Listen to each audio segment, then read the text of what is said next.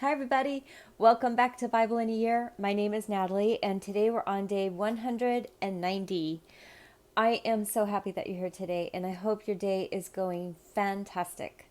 We are going to be reading out of Joshua chapter 17, Jeremiah chapter 8, 2 Corinthians chapter 12, and then we're going to close out the day with Psalm chapter 104, but only verses 31 through 35 today. So let's see what's happening in Joshua chapter 17.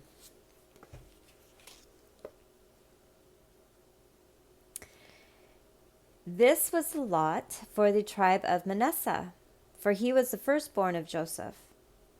As for Machir, the firstborn of Manasseh, the father of Gilead, because he was a man of war, therefore he had called Gilead and Bashan.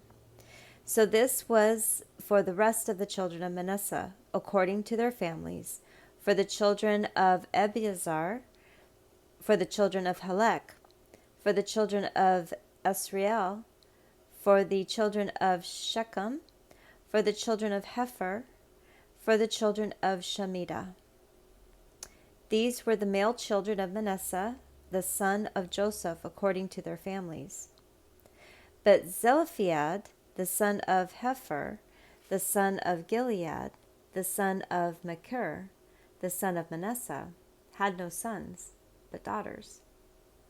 These are the names of his daughters: Mahlah, Noah, Hoglah, Milcah, and Tirzah. They came to Eleazar the priest, and to Joshua the son of Nun, and to the princes, saying, Yahweh commanded Moses to give us an inheritance among our brothers. Therefore, according to the commandment of Yahweh, he gave them an inheritance among the brothers of their father. 10 parts fell to Manasseh, in addition to the land of Gilead and Bashan, which is beyond the Jordan, because the daughters of Manasseh had an inheritance among his sons. The land of Gilead belonged to the rest of the sons of Manasseh. The border of Manasseh was from Asher to Michmethath, which is before Shechem. The border went along to the right hand to the inhabitants of En-Tappuah. The land of Tappuah belonged to Manasseh, but Tappuah on the border of Manasseh belonged to the children of Ephraim. The border went down to the brook of Cana, southward of the brook. These cities belonged to Ephraim among the cities of Manasseh. The border of Manasseh was on the north side of the brook and ended at the sea. Southward it was Ephraim's, and northward it was Manasseh's, and the sea was his border. They reached to Asher on the north, and to Issachar on the east. Manasseh had 3 heights in Issachar. In Asher, Bethshean and its towns, and Ibleam and its towns, and the inhabitants of Dor and its towns, and the inhabitants of Endor and its towns, and the inhabitants of Tanakh and its towns, and the inhabitants of Megiddo and its towns. Yet the children of Manasseh couldn't drive out the inhabitants of those cities, but the Canaanites would dwell in that land. When the children of Israel had grown strong, they put the Canaanites to forced labor and didn't utterly drive them out. The children of Joseph spoke to Joshua, saying, Why have you given me just 1 lot and 1 part for an inheritance, since we are a numerous people? Because Yahweh has blessed us so far. And Joshua said to them, If you are a numerous people, go up to the forest and clear land for yourself there, in the land of the Perizzites and of the Rephaim, since the hill country of Ephraim is... let me start that over. Verse 15. I'm getting some names mixed up. I'm sorry. Verse 15. Joshua said to them, If you are a numerous people, go to the forest and clear land for yourself. there in the land of the Perizzites and of the Rephaim, since the hill country of Ephraim is too narrow for you. The children of Joseph said, the hill country is not enough for us. All the Canaanites who dwell in the land of the valley have chariots of iron, but those who are in Beth Shean and its towns, and those who are in the valley of Jezreel. Joshua spoke to the house of Joseph, that is, to Ephraim and to Manasseh, saying, you are a numerous people and have great power. You shall not have one lot only, but the hill country shall be yours. Although it is a forest, you shall cut it down, and its farthest extent shall be yours. For you shall drive out the Canaanites, though they have chariots of iron, and though they are strong.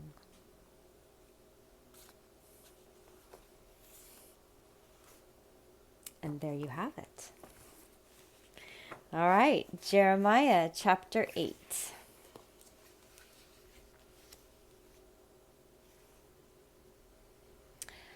At that time, says Yahweh, they will bring the bones of the kings of Judah, the bones of his princes, the bones of the priests, the bones of the prophets, and the bones of the inhabitants of Jerusalem out of their graves, and they will spread them before the sun, the moon, and all the army of the sky, which they have loved, which they have served, after which they have walked, which they have sought, and which they have worshipped. They will not be gathered or be buried. They will be like dung on the surface of the earth. Death will be chosen rather than life by all the residue that remain of this evil family, that remain in all the places where I have driven them, says Yahweh of armies. Moreover, you shall tell them, Yahweh says, do men fall and not rise up again? Does one turn away and not return? Why then have the people of Jerusalem fallen back by perpetual backsliding? They cling to deceit. They refuse to return. I listened and heard, but they didn't say what is right. No one reports of his wickedness, saying, what have I done? Everyone turns to his course, as a horse that rushes headlong in the battle. Yes, the stork in the sky knows her appointed times. The turtle dove, the swallow, and the crane observe the time of their coming. But my people don't know Yahweh's law. How do you say, we are wise, and Yahweh's law is with us? But behold, the false pen of the scribes has made that a lie. The wise men are disappointed. They are dismayed and trapped. Behold, they have rejected Yahweh's word. What kind of wisdom is in them? Therefore, I will give their wives to others, and their fields to those who will possess them. For everyone from the least even to the greatest is given to covetousness. From the prophet even to the priest, everyone deals falsely. They have healed the hurt of the daughter of my people slightly, saying, peace, peace, when there was no peace. They were ashamed, and they had committed, were they ashamed when they had committed an abomination? No, they were not all ashamed. They couldn't blush. Therefore, they will fall among those who fall. In the time of their visitation, they will be cast down, says Yahweh. I will utterly consume them, says Yahweh. No grapes will be on the vine, no figs on the fig tree. The leaf will fade. The things that I have given them will pass away from them. Why do we sit still? Assemble yourselves.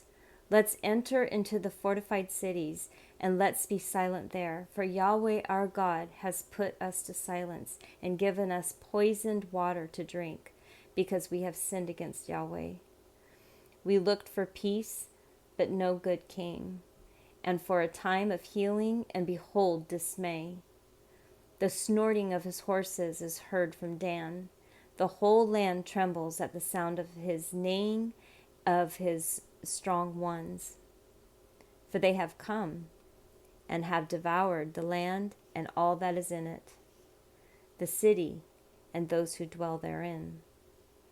For behold, I will send serpents, adders among you, which will not be charmed, and they will bite you, says Yahweh. Oh, that I could comfort myself against sorrow. My heart is faint within me. Behold, the voice of the cry of the daughter of my people from the land that is very far off. Isn't Yahweh in Zion? Isn't her king in her? Why have they provoked me to anger with their engraved images and with foreign idols? The harvest is past, the summer has ended, and we are not saved. For the hurt of the daughter of my people, I am hurt.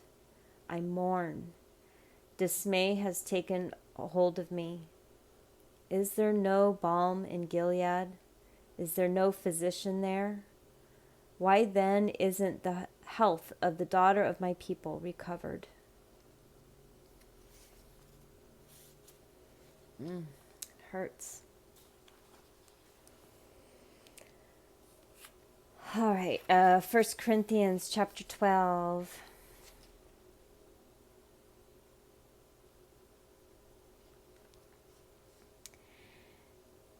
And this is Paul speaking. It is doubtless not profitable for me to boast, but I will come to visions and revelations of the Lord. I know a man in Christ who was caught up into the third heaven 14 years ago. Whether in the body, I don't know, or whether out of the body, I don't know. God knows. I know such a man, whether in the body or outside of the body, I don't know. God knows. How he was caught up into paradise and heard unspeakable words, which is not lawful for a man to utter. On behalf of such a one, I will boast, but on my own behalf, I will not boast, except in my weakness. For if I would desire to boast, I will not be foolish, for I will speak the truth. But I refrain so that no man may think more of me than that which he sees in me or hears from me. By reason of the exceeding greatness of the revelations, that I should not be exalted excessively, a thorn in my flesh was given to me, a messenger of Satan, to torment me, that I should not be exalted excessively.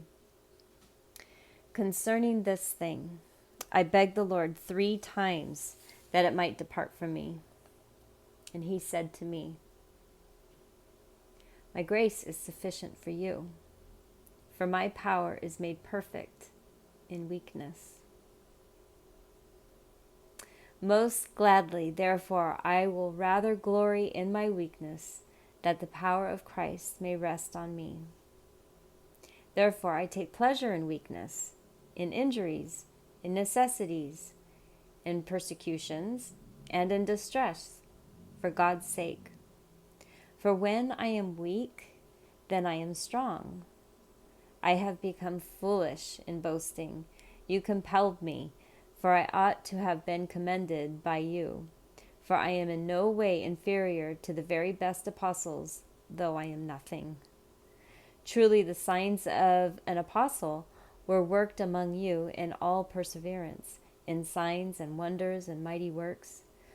For what is there in which you were made inferior to the rest of the assemblies, unless it is that I myself was not a burden to you? Forgive me this wrong.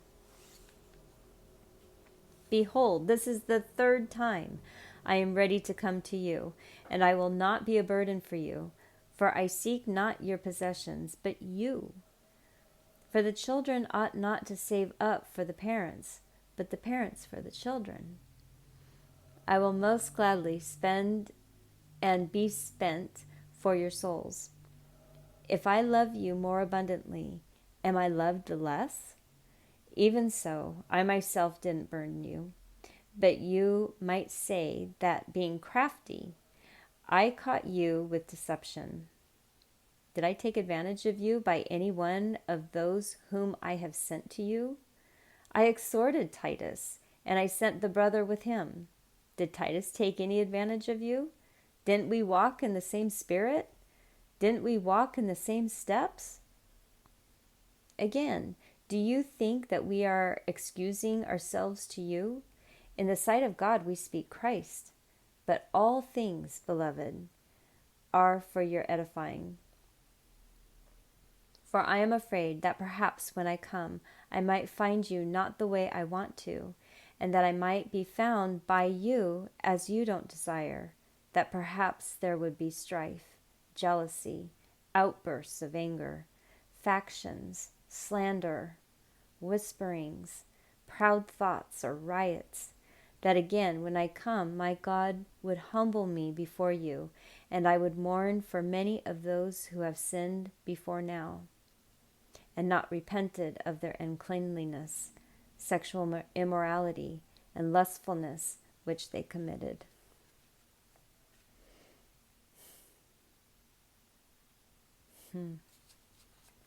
Yeah, I just don't see times changing.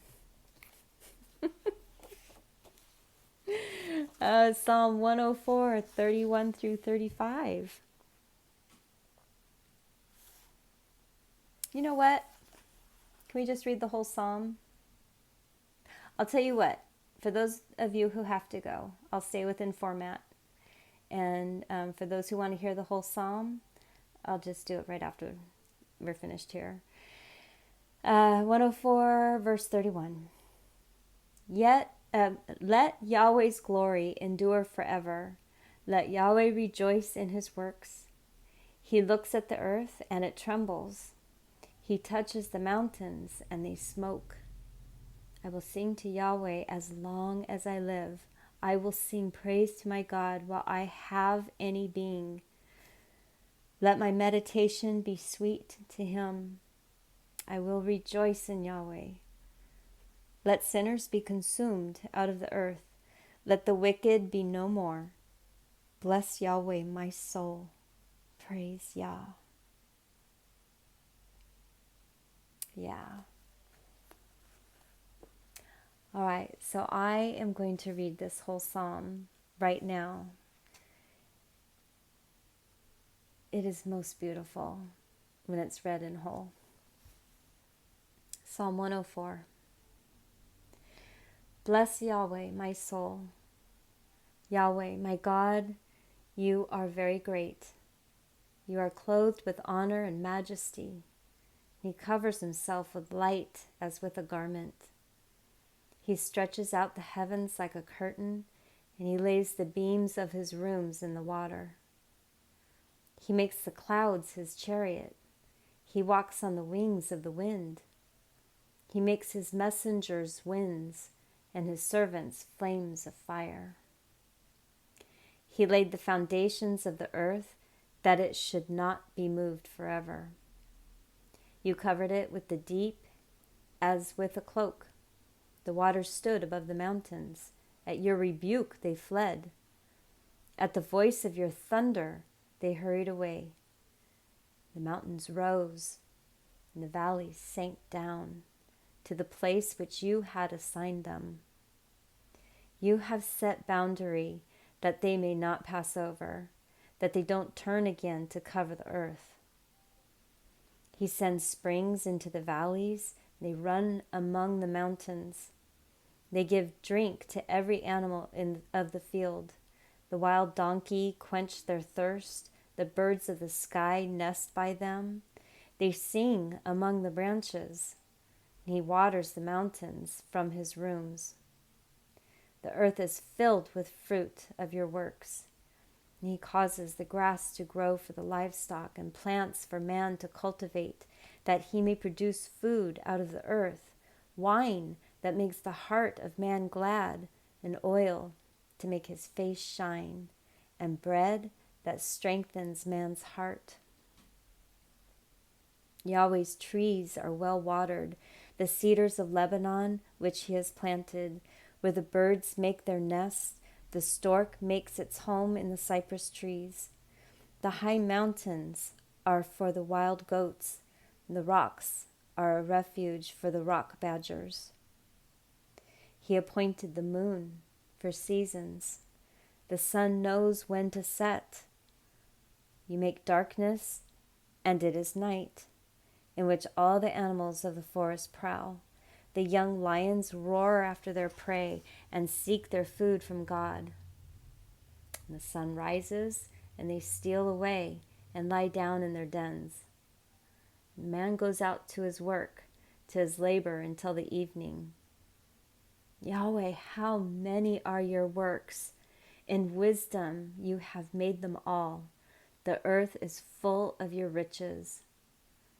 There is the sea, great and wide, in which are innumerable living things, both small and large animals. There the ships go, and Leviathan, whom you formed to play there. These all wait for you, that you may give them their food in due season. You give to them, they gather. You open your hand, they are satisfied with good. You hide your face, they are troubled. You take away their breath, and they die and return to the dust. You send out your spirit, and they are created. You renew the face of the ground. Let Yahweh's glory endure forever. Let Yahweh rejoice in his works. He looks at the earth, and it trembles. He touches the mountains, and they smoke. I will sing to Yahweh as long as I live. I will sing praise to my God while I have any being. Let my meditation be sweet to him. I will rejoice in Yahweh. Let sinners be consumed out of the earth, and let the wicked be no more. Bless Yahweh, my soul. Praise Yah.